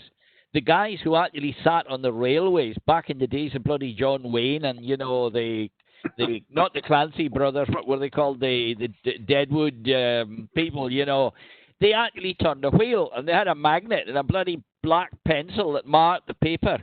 Yeah. And you read it off a strip. What Evan's got there is the closest. Yeah, a register. The original Morse message was "What hath God wrought." That is right. Wrought. What's on that strip of paper? It was only, I think, Morse's accomplice Vale who realised that you could actually do it by ear. Listen to the bar going click, click, click, click, click. Yeah, that's right. Yeah, and the dars and the dits and that's right. And stuff. I'm not sure if that may have come a bit later, but But I've always done it by this, and I've never bothered to try and do it by ear. So I mean, you could learn to read probably.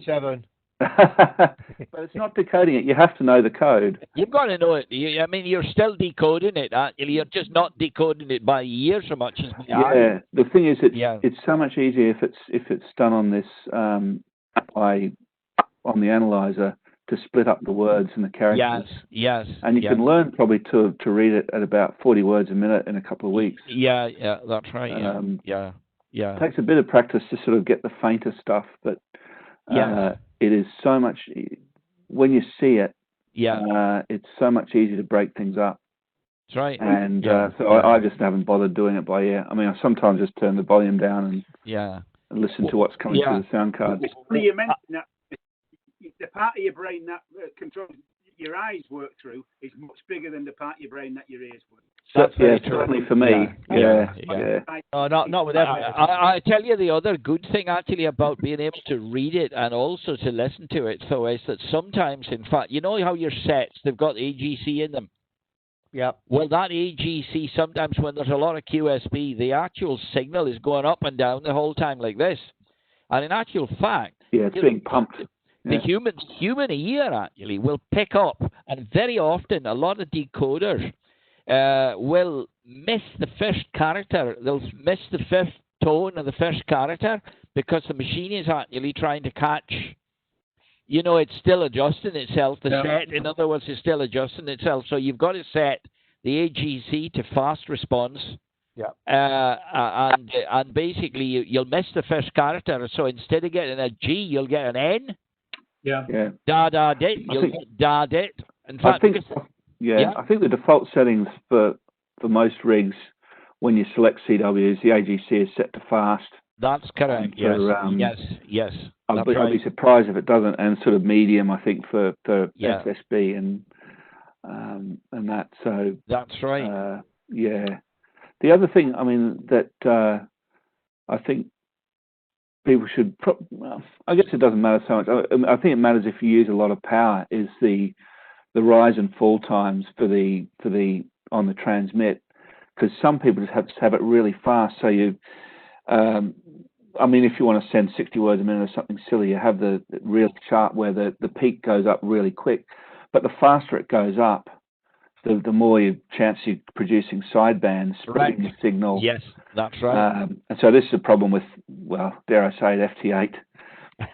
Well, they've changed it because it's just switching signals on and off very quickly. Although they've changed it, I don't know what they've changed it to now, but it's made it more smoother. So if you're sending at 20 words a minute or something like that, you don't have to have this very fast. No, that's right. I think some of them are set very fast. Yes. And you're wasting power. I mean, you're spreading your signal, which you shouldn't do anyway. That's correct. Bad etiquette. Yes. But you're also, you're not getting the advantage of the narrow bandwidth.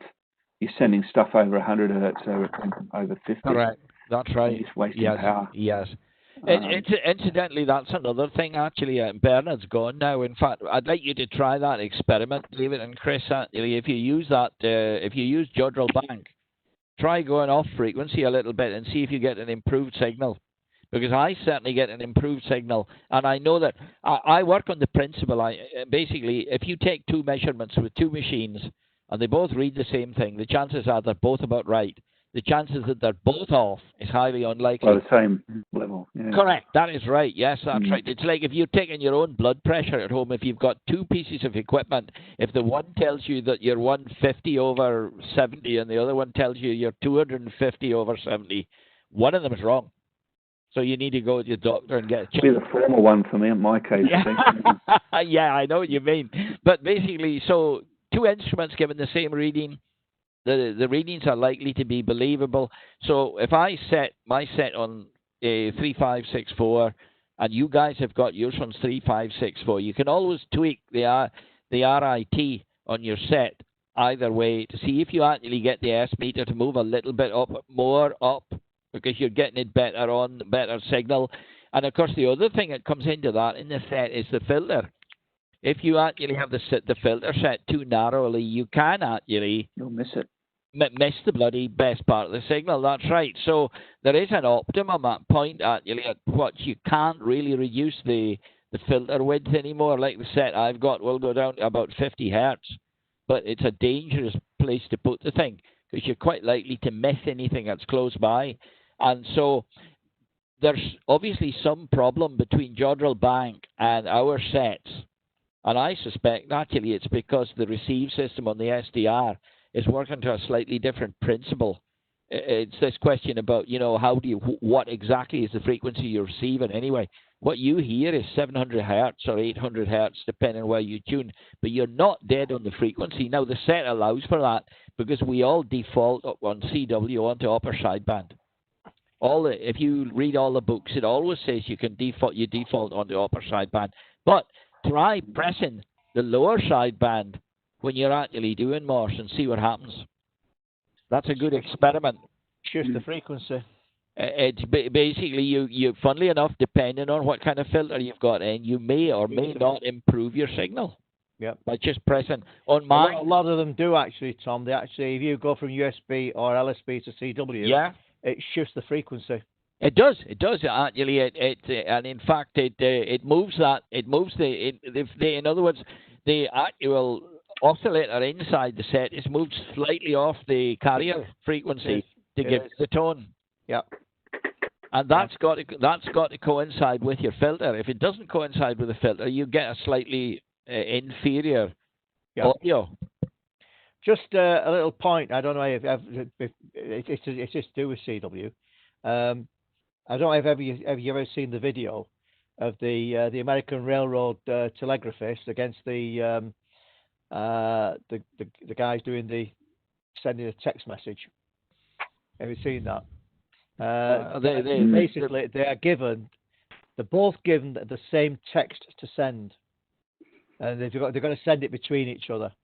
And you've got the two telegraphy guys sat facing each other with a screen between them, and you've got two guys with the mobile phones, and they start off both at the same time, and the actual message is sent quicker by CW than what it is by them typing it using both thumbs on the phone. The CW they actually did it. CW were faster, but they were. They had the old little cap thing on, sunscreen on there. They really set for it. But my God, did they send it? How many words a minute they sent it? I don't know. Well, a couple of Mike Carter types. Yeah, basically you put like Mike Carter and Jim Barlow together, and basically you've got guys that can send getting on for 30 words a minute. Yeah. I mean, I used to amaze Jim Barlow was like quite incredible because he would be sitting talking to us up in the station there when he was in his prime, and he'd have the set on CW and he'd be listening to somebody across the Atlantic and he'd suddenly leap to his feet and go and start keying actually, in fact, at the devil, like a devil's on speed. And basically he said, did you hear what he sent? This guy's having a rag chew with somebody else in the States. And suddenly Jim would decide to join in,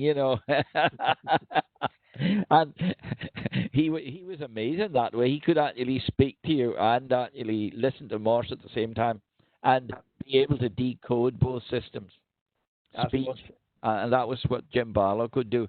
And I think Mike Carter could probably do that as well, because if you've been working on a ship for 28 years, it becomes more than second nature. It becomes more than second nature. Yeah, basically that's all he's ever done all his life virtually. So that's right. Yeah. So he does. Yeah. Any more questions for anyone? Anyone wants to put anything forward at all? Heather. Yes. Finally, thank you. Don't forget there is a meeting There is a meeting on Monday with Bolton Wireless Club with Bob Heal, K9EID on Heal microphones. Link has already been sent out to the members if anybody wants to join it. It's been sent direct from Glenn at Bolton. There's a 6 metre, is it 6 or 2? What you have? 2 metre net on Wednesday with Nigel. Whatever it is. Okay. Worry about it all the time. You let them choose what you like. Can we stretch it to 3 metres, Nigel? No. 2 or 6. Can't remember. Whatever it is. It's 2 metres net. Yes, John. I just wanted to ask Chris a question about are you a musician? Yeah, bye. Yeah. Go in. Sorry. Bye, Nigel. Bye there. Take care. Enjoy video, so. Yeah, I will. I'll enjoy that. Bye. Sorry, John. Sorry, John. All right, bye. Bye. Bye. Yeah, I'm just going to say to Chris, are you actually a musician as well? Yes. What do you play? I play piano, guitar, harmonica, which is quite a skillful little big machine. You can see that again. Yes, indeed. Mainly piano. Yeah. How about the panpipes? No. I've been in many bands from the age of 16 upwards. So, but I've had enough now. So I just have a piano here, and I have a music room. Well, it's a box bedroom, we've got everything in. So I'm tucked away in there. But yeah, I still enjoy piano. Yeah, I enjoy it very much. Yeah. Back in the days of folk music, I used to try my hand at the mouth organ. I wasn't all that good, but I could play 1 or 2 tunes. Yeah.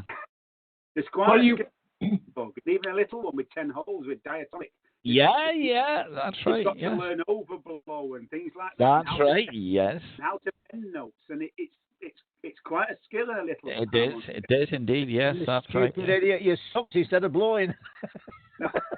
What do you play, John? What do you play, John? Well, no, I had about 5 years of piano lessons. Oh my God! Right? Yeah. And then realised it wasn't for me. Yeah. So. I mean, I can still play a tune, but I'm not musical. Not really. Piano's like Morse. You've got to just keep at it. Yeah. Because it's muscle memory, and your fingers they won't stretch. I used to be able to do an octave plus 2. You know what I mean? I could span 10. Now I'm below an octave. 7. I can't do an octave. Maybe 7 notes. Sometimes on the right hand I can do an octave. On the left hand I can't. It's because you start seizing up, don't you? And everything doesn't stretch as it should do. So if someone tells me to play something, it's in the key of C. Forget C sharp major and all that. You know what I mean? Or it's in C or F minor or something nice and easy. Yeah. My wife used to play the church organ. Actually, in fact, she used to sometimes the height of her career was she played in Liverpool Cathedral at one stage. So she was quite good on the church organ. Yeah. Can I apologise? I need to go, chaps. Can I apologise? Chris, thank you. Great chat, Chris. Thanks a lot, Chris. That was great. Yeah. Take care. Catch you again. Yeah. Bye, everybody. Stay safe, Dave. Great chat, everybody. Bye now. Okay. Bye then. Bye. Yep. Cheers. Well, it's getting to that time, chaps, and it's 20 to 10. So it is. It is. Yeah. Okay. Yeah. All right. Good night. Bye. Yeah. Good night, and boys. See ya. I'm off as well. Yeah. Thank you very much, Chris. Yeah. Thanks a lot indeed, Chris, for tonight. It was excellent. Yeah, very good. Very much, Chris. So, yeah. Good. Just start writing something up for the next one. Yeah. Start writing something up for the next one. Yeah, it's a good Your boss is watching. Your boss is watching. He's below you. He's watching. I can see him. Yeah, but I mean, you can get your point over, and then spend an hour just talking about it. Which is great. Exactly.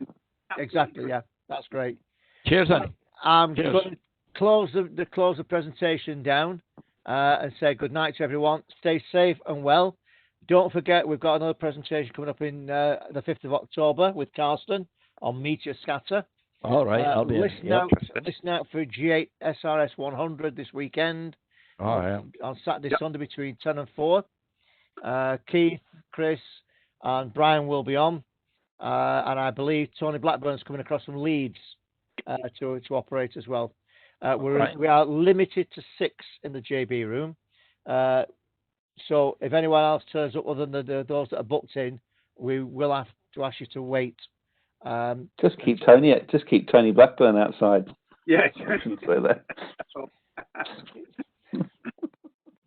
Yeah, you're a rotten bugger, Evan. Keep you outside because you're only around the flipping corner. Well, yeah, I suppose so. It'll be a good weekend. Yeah. It will. Are you going to do teletype at all, Chris? I'll take my key with me just in case. Yeah. No, radio teletype, because that's going to be the big contest. That's what's going to be on the bands. Oh, no, I don't do that. I don't know. I'll do a bit of SSB. Sorry, City Side Band. For those. Just don't do any FT8. Just don't do any FT8, or otherwise you can have the extra space. Don't like flipping M6 MPC. I'm listening too much, I think. Yeah. If you get a chance to pop down, Evan, I'll have that stuff for you for the account. Yeah. I'll get that off you. Yeah, I have to do that sometime anyway, I guess. Preferably on Sunday. All right. We're a bit overcrowded Saturday. I've got the full. Whenever you Make it Sunday between 10 and somewhere after 10 o'clock. All right. Yep. Okay. All right. Yep. Yeah. There's no pubs open around there, so it's always safe. No. Right. I'm going to say good night to everyone, and I'm going to close the presentation down. Hope you've all enjoyed it, and have a good weekend. If you listen out for us we will actually put the frequency out on Facebook, what we're on. So listen out for G8 SRS 100, and you're more than welcome to call in. So good night to everyone, and stay safe, stay well, and catch you further down the log. All right. Thanks, everyone. Thank you. Bye now. Good night. Bye-bye.